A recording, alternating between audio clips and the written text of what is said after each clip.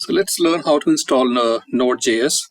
For this, I will just type here in the Google Node.Js download, and it will take me to the website nodejs.org in the download section. And I go to the download section here, and I'm on the Windows computer, and I have this option here, Windows installer, the recommended one. So I'll go with this and click. I get the option to download, so I'll download on desktop. You can download in the folder you prefer. Click save.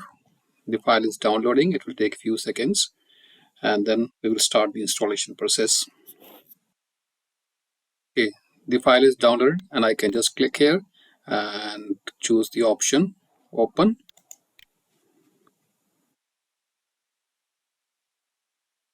This will start the installation process. Okay, so I click next. I accept the agreements, next, and I'm storing in the D drive. You can store in C drive, wherever you want. Click next, and I'll choose the option automatically install the necessary tools.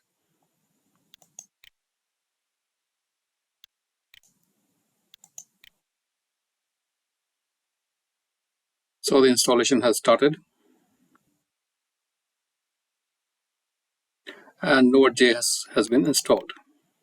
Now to check whether our Node.js has been installed or not, I will go to the command prompt. Here I will just type the command node, and it gives me the version of the node which has been installed. So in our case it is v18.16.0. So that means Node.js is installed. Thank you.